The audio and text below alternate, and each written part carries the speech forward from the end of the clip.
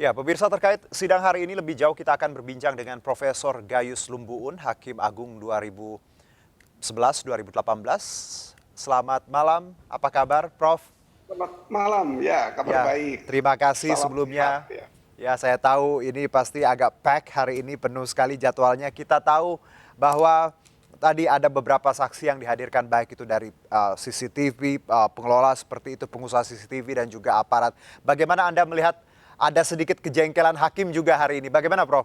Analisa Anda? Ya tentu kita perlu memilah-milah mana saksi yang berkaitan dengan dengan kaitan dengan penghalang-halangi proses penegakan hukum atau obstruction of justice, tetapi ada yang tidak. Saya memilah dua kelompok saja. Kelompoknya penjual alat yang dirusak atau dicopot ya dari tempatnya, Baik. ada semata-mata karena mata pencarian pekerjaannya, tapi ada sebagian anggota kepolisian yang wajib untuk tahu perintah itu berkaitan dengan potensi untuk mengurangi satu kegiatan penyidikan. Jadi sebagai dua kelompok. Namun kedua-duanya tidak bebas begitu saja, ada ukuran-ukurannya. Baik. Khusus untuk pengusaha pedagang elektroniknya, saya juga akan mencermati apakah betul-betul yang bersangkutan, dan ada satpam kalau tidak salah, apakah itu betul-betul mereka tidak terkait dengan perencanaan untuk menghalang-halangi penegakan hukum. Kalau saja ukurannya bagi pedagang, tentunya kita melihat apakah perintahnya itu dibanding dengan harga barangnya itu normal ya. Kalau lebih mahal atau jauh lebih murah, tentu ada indikasi, ada komunikasi atau ada kedekatan dengan orang yang memerlukan adanya kerusakan ini. Itu yang Oke. pertama. Oke. Tetapi bagi yang anggota kepolisian yang jelas kepangkatannya cukup tinggi, kalau tidak salah ada perwira menengah bahkan perwira tinggi di sana, itu wajib tahu bahwa alat ini sangat berkaitan dengan kepentingan penyidikan.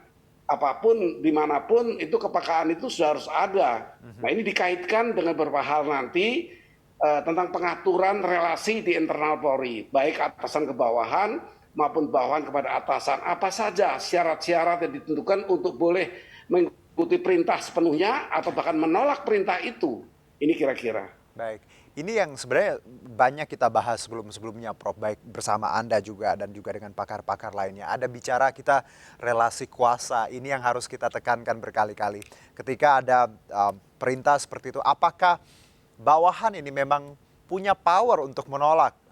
Anda melihatnya harus seperti apa nantinya ketika Ya, kita belajar perintah dari kasus ini? kepolisian Aha, di lingkungan kepolisian dan di TNI tentu berbeda. Walaupun baik. pernah terjadi penggabungan dua lembaga ini dan pemisahannya, tentu sudah cukup lama pemisahan itu, sehingga perintah ini bentuknya perintah antar petugas keamanan, ya Baik. bukan pertahanan, sehingga agak berbeda karakteristiknya. Kalau kita bicara pada perintah di lembaga keamanan memberikan perlindungan kepada publik, tentu berbeda yang kita bisa temukan itu di peraturan Kapolri. Baik nomor 14 tahun 2011 yang lalu, yang terbaru nomor 7 tahun 2022. Di pasal 7 jelas diatur bagaimana perintah yang layak untuk digunakan dan wajib untuk dilakukan, dan bagaimana perintah oleh bawahan dari atasan yang wajib untuk ditolak. Nah ini jelas diatur di sana, yaitu apabila perintah itu atau di bawah itu tidak melanggar norma-norma, yaitu norma hukum, norma agama, dan norma kesusilaan. Demikian pula sebagai bawahan diatur dengan tegas, Baik. dilarang melaksanakan, wajib untuk menolak. Itu tadi perintah-perintah yang berkaitan dengan hal-hal yang disebutkan dari norma hukum, norma agama, dan norma kesusilaan. Tiga hal ini tentu dipahami sangat oleh perwira, terutama perwira ya, bahkan bintara tamtama pun wajib untuk tahu ini. Tapi ini terhadap perwira menengah, bahkan ada pati di sana perwira tinggi. Ini wajib tahu, Baik. dan kalau dilanggar tentunya ini ada unsur lain, dan unsur inilah yang perlu digali. Baik.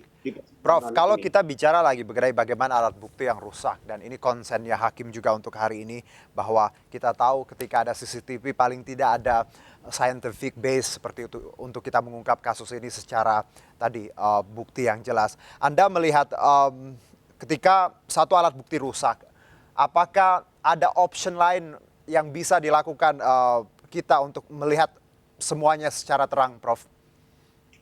Alat bukti yang sah itu ada 5. Baik. Seluruhnya menurut pasal 184 ayat 1, yaitu keterangan terdakwa, keterangan saksi, petunjuk, kemudian ada surat. Nah, ini ada ahli.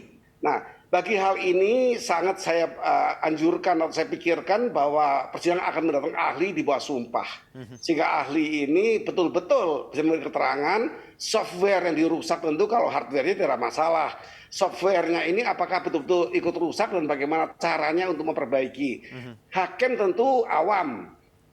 Saya pernah menjadi hakim itu awam sekali tentang hal ini. Tentu Ya. perlu ahli, ahli yang tersumpah. Oke, jadi butuh ahli yang tadi harus disumpah ya Prof, karena ya tadi hakim ranahnya mungkin agak beda ketika bicara CCTV dan hal-hal terkait ini. Kalau ada kecurigaan bahwa sebenarnya tadi CCTV diganti padahal sebenarnya tidak rusak Prof. Ini juga yang disebutkan hakim. Bagaimana Anda melihat poin ini? Ya tentu setelah ahli memberi keterangan di bawah sumpah, artinya ahli pun berisiko. Kalau Baik. keterangan keahliannya itu tidak sesuai atau sengaja dibelokkan, ya tentu ada risiko-risiko pada ahli. Nah kalau memang ahli telah dengan sesuai, tapi kalau kurang bisa ditambah dengan ahli lainnya. Kemudian kalau kurang juga dalam hal itu, hakim tidak boleh berhenti karena ada petunjuk. Petunjuk itu satu bentuk keyakinan hakim yang timbul dari 2 alat bukti yang sah. Hakim bisa memutuskan perkara ini dengan 2 alat bukti yang sah saja, disertai dengan keyakinan hakim. Ini sudah cukup baik bagi saya hal-hal yang menyangkut alat sebagai bentuk. Tetapi ini kalau obstruction of justice yang akan dikembangkan, Baik. tentu ini diperlukan secara khusus, hakim akan mendalami. Oke, Prof, ini pertanyaan mungkin yang sangat awam dari publik. Apakah hakim juga punya, let's say mungkin wewenang atau sedikit privilege ketika untuk menentukan ahli siapa yang harus diundang? Apakah hakim punya hak di sini, Prof, untuk bisa di Ya. sini insight-nya? Ada empat jenis saksi, Baik. yaitu saksi charge dari kejaksaan, saksi ada charge meringankan biasanya dari penasihat hukum atau masyarakat, saksi yang disebut sebagai ahli ya tidak pakai saksi tapi kelompoknya adalah ahli, saksi mahkota, dan ada saksi lain yang akibat timbulnya perluasan pengesaksi oleh Mahkamah Konstitusi, yaitu siapa saja. Tidak usah mendengar langsung, mengalami, tapi mempunyai hubungan dengan perkara ini dengan jelas dan mempunyai kaitan yang logis bagi penyampaian di pemeriksaan, baik di penyidik maupun di pengadilan, itu bisa digunakan. Jadi hakim mempunyai keleluasaan untuk mendapat saksi. Ya, seperti itu. Baik. Satu Prof, mungkin sebelum kita akhiri dialog ini, ketika mungkin ya nantinya mungkin data secara saintifik kita tidak mungkin dapat banyak seperti itu. Ada poin apa yang atau ranah mana yang hakim tentunya pengambil keputusan nanti akan bisa menilai ini walaupun tadi dengan data saintifik yang terbatas? Ya. Hakim ini mempunyai demikian kewenangan yang luas untuk mendatangkan ahli. Tadi ditanyakan itu kewenangan menunjuk bolehnya saksi yang meringankan hadir, ya bahkan ada saksi lain yang mempunyai relevansi dengan hal ini dan tahu dengan walaupun dia tidak mengalami, seperti keluarga dari korban. Itu kan tadi didengarkan juga padahal tidak ada kaitan dengan apa yang dilihat langsung, apa dialami langsung, tapi dibolehkan. Ini perluasan saksi tadi dan hakim mempunyai kewenangan, termasuk apabila kemarin diduga ya bahwa ada penggunaan alat sadapan oleh salah saksi misalnya. Hakim punya kewenangan kalau ada permintaan, ya hakim tidak sana tapi ada permintaan dari penasihat hukum. Baik. Menduga ini ada penggunaan alat penyadap atau yang sebagainya, itu hakim bisa menghentikan sementara untuk melakukan pemeriksaan dan memerintahkan kepada JPU untuk menghadirkan mungkin ahli-ahli yang bisa memeriksa apakah dia menggunakan apa tidak, lalu kaitannya ke arah mana, siapa yang menginput atau memberi masukan.